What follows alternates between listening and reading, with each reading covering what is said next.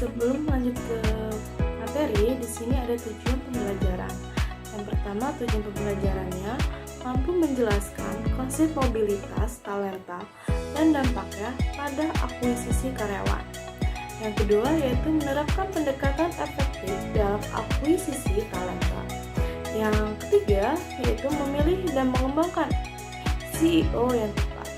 Yang kelima, mengembangkan strategi manajemen bakat yang efektif. Yang keenam yaitu menganalisis sistem penghargaan dalam manajemen bakat. Yang ketujuh, menilai keselarasan strategi manajemen bakat dan struktur organisasi. Yang ke-8 yaitu menyusun filosofi kompensasi yang memotivasi karyawan. Yang ke-9 yaitu menerapkan teori dan strategi dalam konteks nyata. Baik, kita awali dari bab 24 dengan judul Cara Baru Memenangkan Pertarungan untuk Mendapatkan Bakat Hebat. Konteks yang pertama yaitu berkaitan dengan bakat yang lebih baik di tempat yang paling penting. Jadi, mandat dari manajemen talenta adalah untuk mendorong hasil dengan memiliki talenta yang lebih baik daripada pesaing dalam peran yang paling penting untuk penciptaan nilai. Karya penting Michael Porter tentang strategi menunjukkan bahwa keunggulan kompetitif pada dasarnya adalah tentang penciptaan nilai dan pemanfaatan sumber daya yang unggul. Jika kita memiliki keunggulan kompetitif yang nyata, itu berarti bahwa dibandingkan dengan pesaing, kita beroperasi dengan biaya yang lebih rendah, menetapkan harga premium, atau keduanya. Di sisi lain, membangun sistem manajemen bakat yang memberikan keunggulan kompetitif berfokus pada penciptaan nilai di persimpangan bakat dan peran yang paling penting untuk mencapai strategi bisnis secara keseluruhan. Strategi bakat yang dibedakan bukanlah ide baru. Kunci untuk mencapai hasil bisnis melalui bakat yang lebih baik adalah menentukan titik ungkit dalam organisasi, peran di mana bakat hebat benar-benar menciptakan keunggulan yang kompetitif. Poin pembahasan selanjutnya adalah peran merek dan berpikir seperti pemasar. Jadi, selain memahami di mana bakat akan memaksimalkan hasil, para pemenang dalam persaingan bakat baru perlu berpikir lebih seperti ahli strategi merek dan pemasar. Pemasar yang cerdas terus mencari cara baru dan lebih baik agar produk dan layanan mereka menjadi relevan dan menarik dengan mempelajari lebih lanjut tentang preferensi konsumen dan memodifikasi bauran pemasaran seperti produk, penempatan, harga, promosi untuk memenangkan pelanggan setia.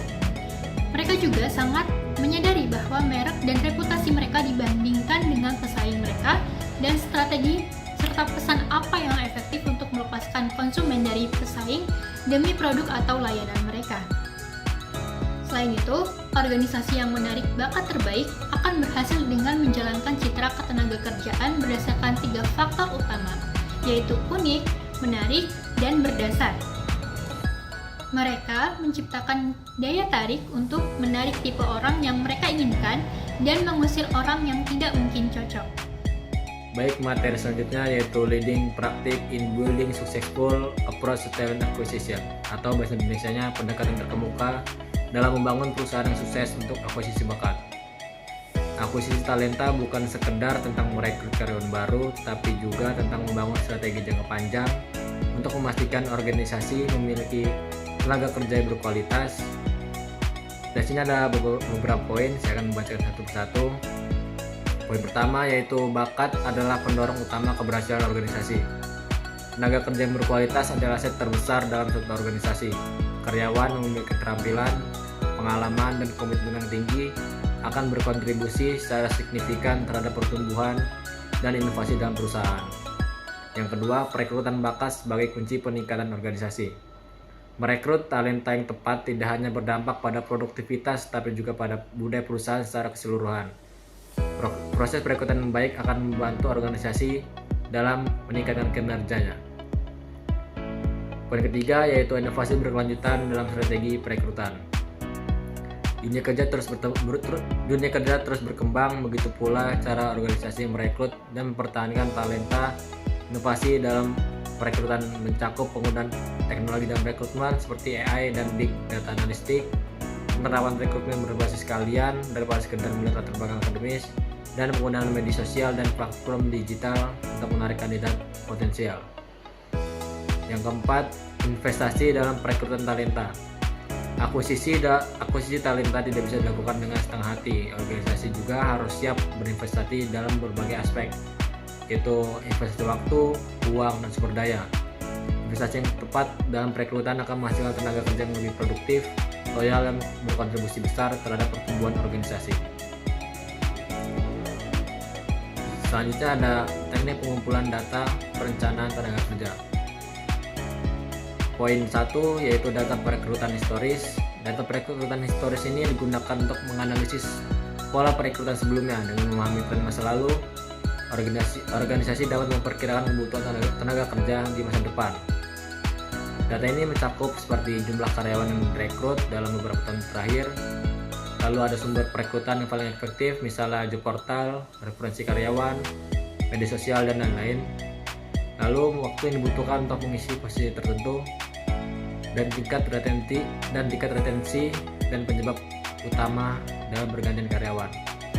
Poin kedua yaitu proyeksi jumlah karyawan yang dianggarkan. Setiap organisasi atau perusahaan tentunya memiliki anggaran tertentu untuk mengelola tenaga kerja. Oleh karena itu, penting untuk merencanakan jumlah karyawan yang akan direkrut berdasarkan anggaran yang tersedia. Yang ketiga yaitu proyek dan inisiatif bisnis baru.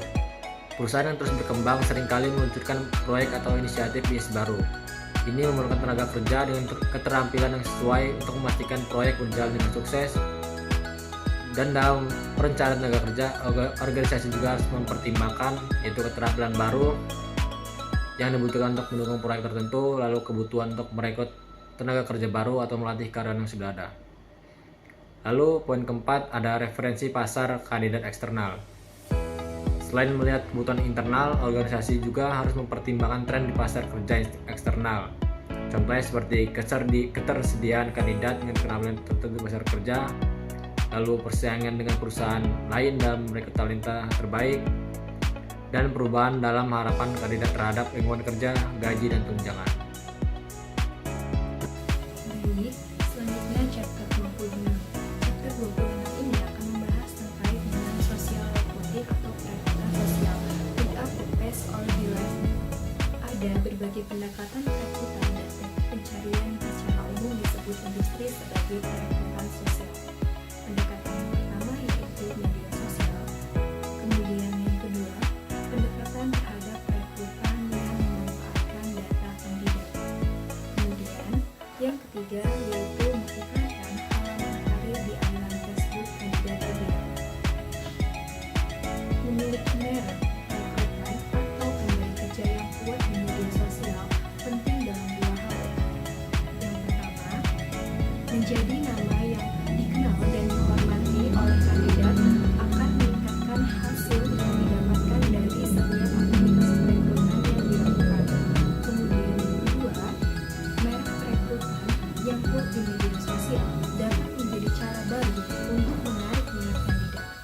Perekrutan sosial terus berkembang seiring dengan diluncurkannya fitur-fitur baru di media sosial.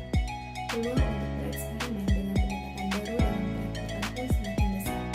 Begitu pula potensi untuk memperoleh keunggulan kompetitif di industri dengan mengungkapkan taktik perekrutan sosial yang lebih berhasil daripada riset.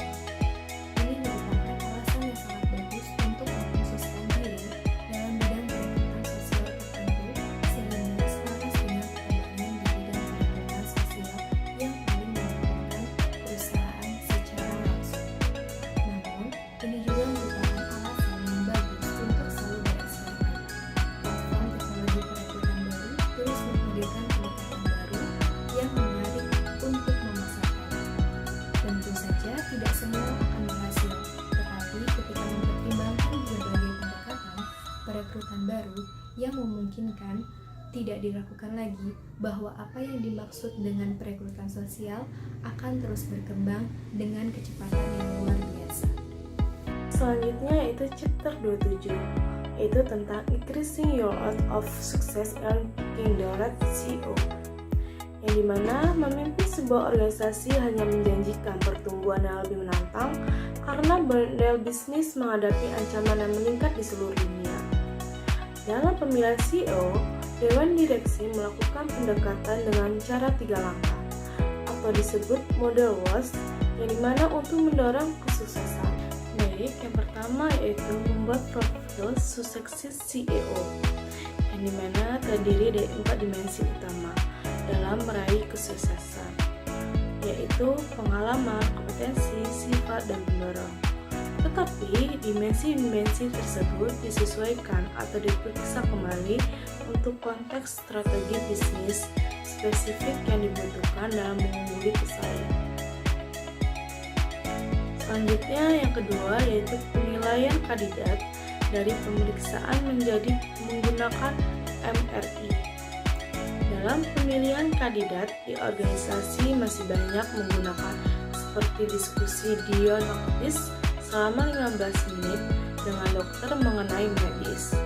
Sedangkan penilaian lainnya dapat dengan menyeluruh dan berbasis sains sama dengan menempatkan kandidat dalam tes pencitraan resonansi magnetik atau MRI, di mana hasilnya lebih komprehensif, terperinci dan definitif yang sebagaimana meningkatkan peran vitalnya dalam proses pemilihan CEO yang beresiko tinggi.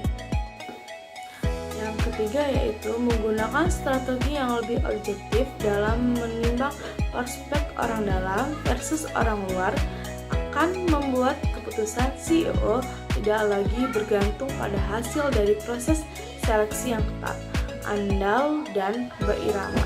Baik, yang selanjutnya ada orientasi sebagai komponen penting dari sebuah bakat strategi akuisisi.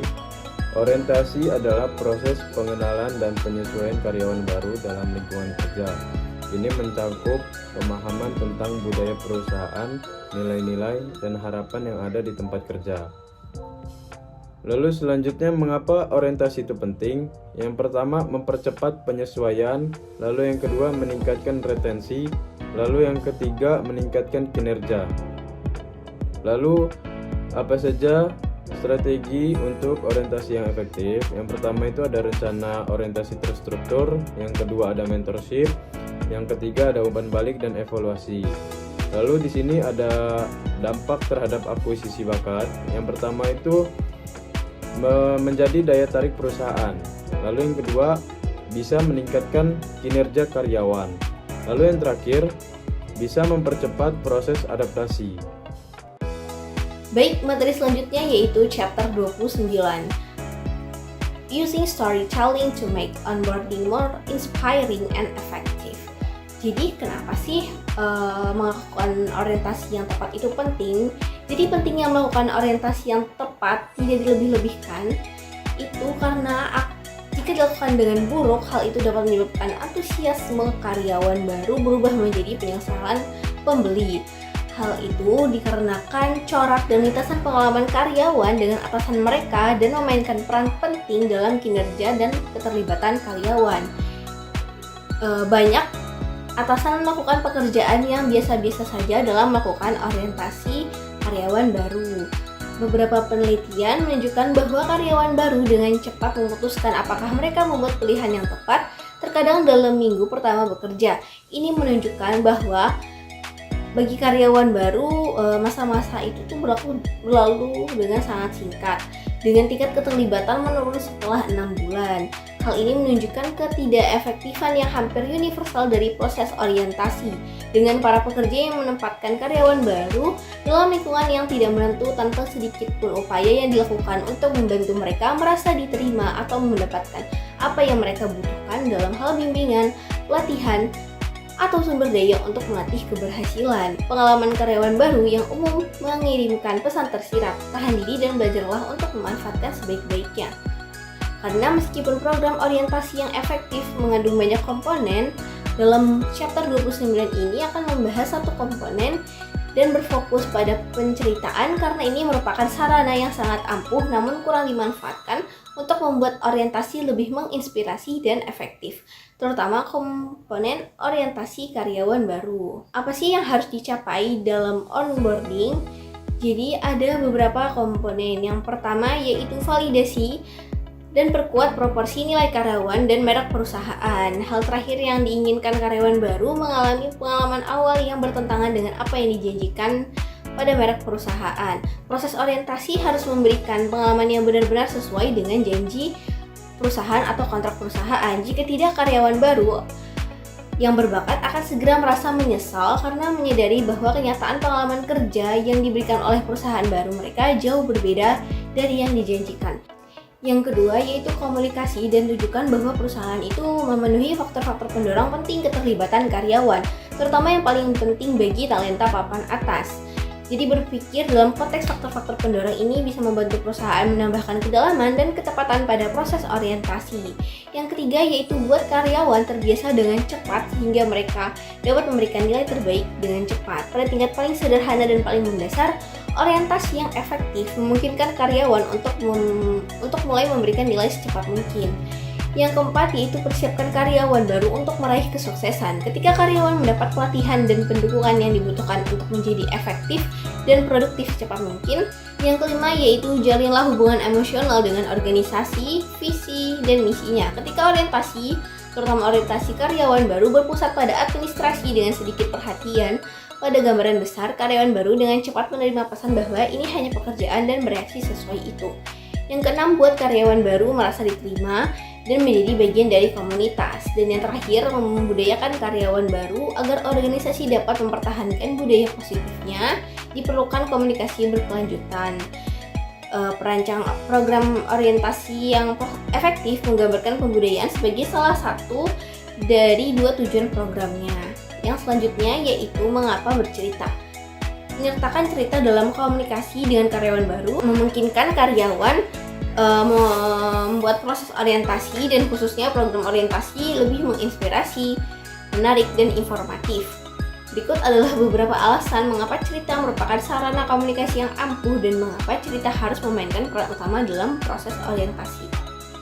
Yang pertama adalah cerita jauh lebih menarik daripada komunikasi yang dibangun dari poin-poin penting yang dibacakan dari slide PowerPoint dan pernyataan hambar seperti di perusahaan ini kami menghargai masukan karyawan dan mendorong orang untuk berbicara. Dengan demikian cerita itu membuat kelas atau presentasi apapun menjadi lebih menarik dan memikat. Yang kedua, cerita membuat ide dan konsep seperti nilai budaya menjadi lebih konkret dan karenanya dapat dipahami. Dengan demikian, cerita secara dramatis meningkatkan kemampuan pendengar untuk memahami pesan dan dampaknya. Yang ketiga, cerita jauh lebih inspiratif daripada nasihat karena merupakan sarana yang ampuh untuk meningkatkan moral dan komitmen. Yang keempat yaitu cerita memberikan inspirasi dan simulasi. Saat perusahaan menceritakan kisah rekan kerja mereka yang melakukan hal-hal hebat, tampil dengan baik dan mengatasi tantangan, perusahaan tuh nggak cuma menginspirasi karyawan tapi juga mengajar. Bisa membuat video pelatihan virtual tentang seperti apa keunggulan itu sehingga mereka dapat meniru dan berinovasi berdasarkan perilaku yang dijelaskan dalam cerita tersebut.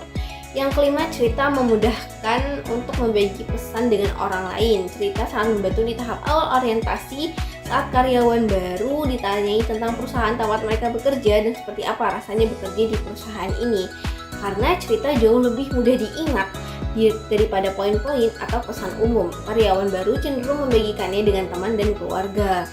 Jadi itu nggak cuma membangun citra perusahaan, tapi juga bisa memperkuat keyakinan karyawan baru bahwa karyawan ini tuh udah buat pilihan yang tepat.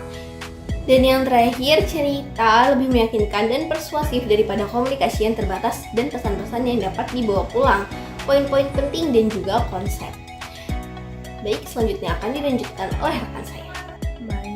Baik, selanjutnya yaitu chapter 30 tentang using the Red Reward Program to help your talent management program full transformation. Baik, yang pertama itu ada kondisi penghargaan saat ini, yang dimana penghargaan total merupakan investasi yang signifikan bagi sebagian besar organisasi. Menurut seperti for Human Resource Management, gaji saja mencakup 18 hingga 52% dari anggaran operasional. Itu merupakan hanya gaji dan tidak termasuk gaji variabel. Tidak juga mencakup sejumlah elemen penting penghargaan lainnya seperti budaya, lingkungan kerja, karir, dan tunjangan. Oleh karena itu, elemen-elemen ini membentuk konstruksi penghargaan total. Tidak berarti bahwa setiap elemen penghargaan total perlu diubah. Tapi, para pemimpin harus memperhatikan hubungan antara ahli budaya, lingkungan kerja, karir, tunjangan, dan kompensasi. Dari kelima elemen penghargaan total untuk memaksimalkan laba atas investasi dalam penghargaan dan juga untuk memastikan bahwa elemen penghargaan tidak secara tidak sengaja bekerja pada tujuan yang berlawanan. Dapat kita lihat pada gambar 30.1 yang dimana menggambarkan interaksi model penghargaan total dari kelima elemen tersebut. Gambar 30.1 yaitu merupakan model total imbalan mitra konstruksi aksiom, dimana pada bisa kita lihat pada lingkaran tersebut ada 5 elemen. Yang pertama ada budaya, lingkungan kerja, karir, manfaat, dan kompensasi. Dari kelima elemen itu mempengaruhi beberapa faktor. Yang pertama adalah skala kuantitatif, kondisi perekonomian, dinamika industri, kinerja operasi, dan tujuan pertumbuhan. Pada budaya itu sendiri ada nilai atau keyakinan organisasi, lalu ada reputasi organisasi, terus kualitas orang seperti orang kerja, pemimpin, dan bawahan. Lalu ada partisipasi dan komunikasi. Terus harus ada pengakuan, tanggung jawab sosial, dan masukan. Lalu yang kedua itu lingkungan kerja yang terdiri dari tantangan, otonomi, standar kerja, kinerja, dan pengaturan kerja seperti jadwal, lokasi, dan ruangan. Untuk karir itu sendiri ada jalur karir, pengembangan karir, pembelajaran dan pengembangan, lalu ada manajemen kinerja dan peluang kemajuan. Lalu yang keempat itu manfaat. Manfaat itu sendiri ada pelayanan kesehatan, lalu ada masa pensiun, cuti berbayar, dan keuntungan. Dan yang terakhir itu kompensasi. Kompensasi ini terdiri dari gaji pokok, insentif jangka panjang, insentif jangka pendek, dan pembayaran premi. Lalu selanjutnya yang kedua itu ada penghargaan yang mendorong transformasi. Masa transformasi itu sendiri adalah kesempatan yang tepat untuk menilai keselarasan antara program penghargaan, tujuan strategis, dan jenis kontribusi yang paling dibutuhkan perusahaan dari karyawannya. Organisasi yang berharap karyawan mendorong transformasi melalui pencapaian individu dan kolektif yang lebih tinggi semakin kecewa dengan kemampuan mereka untuk menghargai pencapaian ini melalui peningkatan gaji tradisional dan program pembayaran variabel. Oleh karena itu ada alternativa yang menjanjikan bagi organisasi ini adalah kompensasi berbasis prestasi atau ABC. Yaitu salah satu fitur utama ABC adalah keunggulan dan kelayakan yang luas untuk pembayaran variabel. Model kompensasi berbasis prestasi yang memberikan penghargaan atas peningkatan kompetensi dan insentif signifikan untuk memberikan hasil kinerja. Yang pertama itu ada komunikasi yang lebih efektif tentang sifat ekspektasi kinerja. Lalu yang kedua ada alokasi investasi kompensasi yang lebih baik dengan menyelaraskan sarana penghargaan dengan sifat pencapaian yang diberikan penghargaan. Lalu yang ketiga itu ada penggunaan waktu manajer, karyawan, dan sumber daya manusia yang lebih produktif dalam mengelola, memberi penghargaan, dan meningkatkan kinerja. Baik, selanjutnya yang ketiga yaitu ada penghargaan sebagai akselerator perubahan, yang dimana model yang berguna untuk memikirkan tentang penghargaan di masa transisi adalah bagaimana penghargaan akan pertama menyelaraskan, yaitu pekerjaan menerjemahkan strategi menjadi jawaban yang semakin rinci untuk pertanyaan yang lebih luas ini. Yang kedua itu melengkapi pekerjaan yang menerjemahkan strategi menjadi jawaban yang semakin rinci untuk pertanyaan-pertanyaan yang lebih luas juga. Lalu yang ketiga itu mempertahankan tenaga kerja selama pekerjaan sulit yang akan datang. Selanjutnya menggunakan strategi total rewards untuk mendukung program manajemen bakat. Strategi total rewards penting untuk menarik dan mempertahankan karyawan. Perbedaan generasi membuat harapan karyawan terhadap gaji, tunjangan, dan lingkungan kerja juga berubah. Banyak karyawan merasa kurang terlibat dan ingin pindah karena manfaat yang berkurang dan ketidakpastian ekonomi. Oleh karena itu, perusahaan harus menawarkan total rewards yang adil dan sesuai dengan kebutuhan karyawan agar tetap kompetitif dan sukses. Selanjutnya, perusahaan harus menyesuaikan strategi total rewards untuk menarik, melibatkan, dan mempertahankan karyawan. Salah satu pendekatan utama adalah segmentasi tenaga kerja. Segmentasi ini membantu perusahaan memahami peran karyawan dalam menciptakan nilai. Apakah mereka sebagai pencipta nilai utama, pendukung kinerja, atau tenaga kerja yang perannya semakin berkurang. Selain itu, perusahaan harus mempertimbangkan alternatif pola kerja seperti fleksibilitas waktu kerja, telecommuting, serta tenaga kerja kontrak dan sementara untuk menekan biaya dan memenuhi kebutuhan bisnis yang dinamis. Untuk materi selanjutnya yaitu menyelesaikan total kompensasi program dengan nilai organisasi, strategi, dan proses manajemen bakat. Pertama, strategi penghargaan total. Strategi penghargaan total itu merupakan suatu tujuan, persyaratan yang diinginkan sebuah organisasi dalam memberi penghargaan kepada karyawannya karena melakukan hal-hal yang perlu dilakukan untuk memenuhi misinya dan mencapai tujuan jangka panjang. Yang kedua, menyatakan filosofi penghargaan total. Konteks untuk strategi penghargaan total adalah masukan untuk pernyataan filosofi penghargaan total. Pernyataan ini menghubungkan misi inti, strategi, dan nilai-nilai organisasi dengan program penghargaan dan praktik yang memengaruhi perilaku organisasi. Yang ketiga, menentukan tujuan dari setiap program penghargaan. Setelah sebuah organisasi memiliki filosofi penghargaan total, ia dapat mendefinisikan dan mengembangkan tujuan dari setiap program penghargaan utama. Program-program ini termasuk gaji pokok, rencana gaji variabel, program tunjangan karyawan, dan proses pengakuan dan pengembangan. Berikutnya yaitu cara mengembangkan strategi yang tepat untuk organisasi. Yang pertama, pada perusahaan startup dan emerging. Perusahaan ini mungkin tidak memiliki banyak uang, tetapi para pendirinya didorong oleh semangat, keyakinan, dan harapan bahwa suatu hari mereka akan menjadi kaya, terkenal, atau keduanya. Oleh karena itu, jenis rencana kompensasi yang dimiliki perusahaan biasanya melibatkan gaji minimal, saham ekuitas dalam pertumbuhan dan kesuksesan bisnis jangka panjang atau akhir. Yang kedua, pada investasi dan pertumbuhan perusahaan. Dalam organisasi-organisasi ini, orang-orang dipekerjakan yang sesuai dengan budaya organisasi dan kebutuhan mendesak. Karena orang-orang yang bergabung di perusahaan ini bukan lagi pendiri. Perusahaan perlu membayar gaji yang cukup untuk menarik dan mempertahankan karyawan ini. Rencana tunjangan karyawan dipasang. Rencana bonus ada jika memiliki profitabilitas yang cukup. Yang ketiga, pada perusahaan yang diformalkan dan profesional.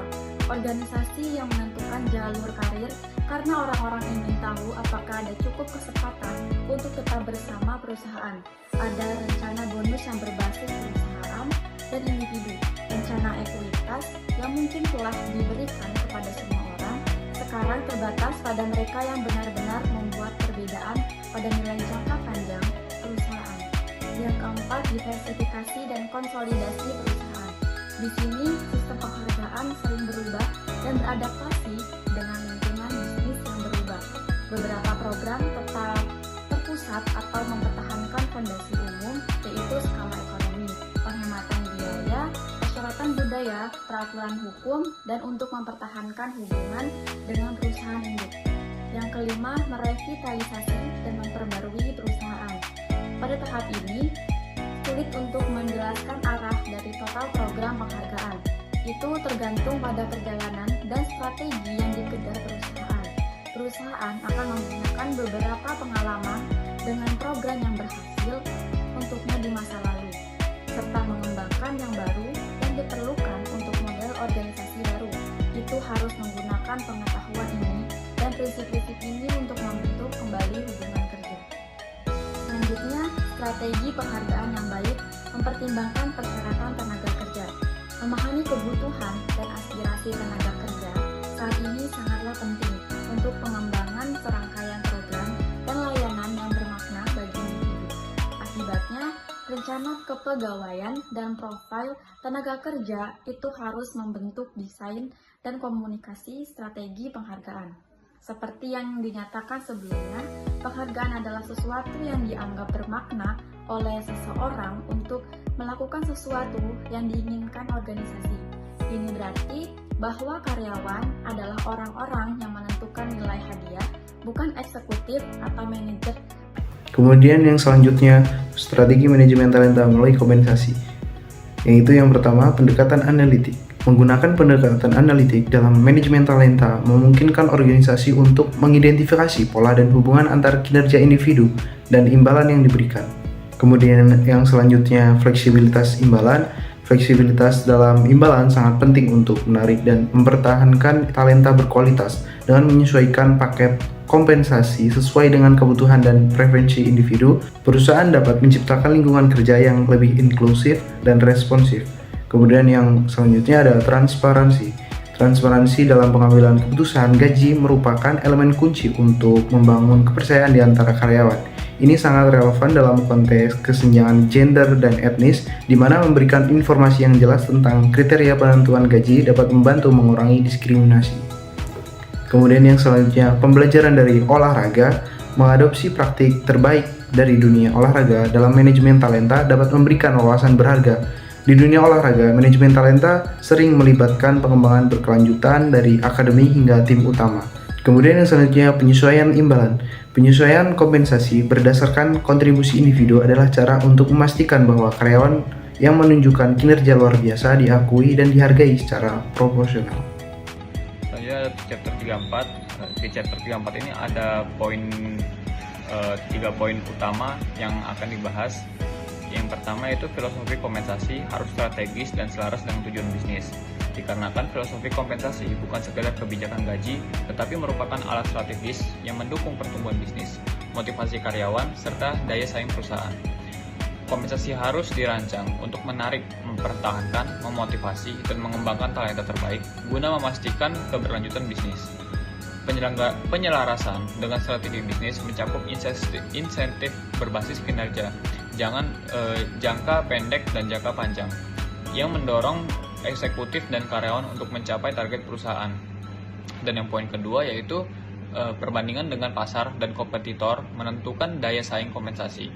Untuk memastikan daya saing, perusahaan harus membandingkan struktur gajinya dengan standar industri dan pesaing langsung. Kelompok sebaya dipilih berdasarkan faktor seperti industri, ukuran perusahaan, serta tingkat pertumbuhan, dan berfungsi sebagai tolak ukur dalam menentukan gaji dan insentif. Perusahaan yang tidak menyesuaikan filosofi kompensasi dengan tren pasar berisiko kehilangan talenta kunci ke kompetitor yang menawarkan paket lebih kompetitif. Dan selanjutnya yang ketiga, struktur kompensasi yang efektif mengoptimalkan motivasi dan retensi. Kombinasi gaji pokok, insentif jangka pendek, dan insentif jangka panjang harus dirancang dengan cermat untuk memberikan keseimbangan antara kestabilan dan peluang pertumbuhan pendapatan bagi eksekutif. Pemilihan campuran LTI, misalnya saham kinerja, saham terbatas, opsi saham, sangat berpengaruh terhadap keberlanjutan retensi eksklusif dan efektivitas penghargaan berbasis kinerja. Struktur kompensasi yang tidak selaras dengan kinerja perusahaan atau terlalu bergantung pada saat jenis insentif dapat mengakibatkan rendahnya motivasi serta meningkatkan turnover eksekutif.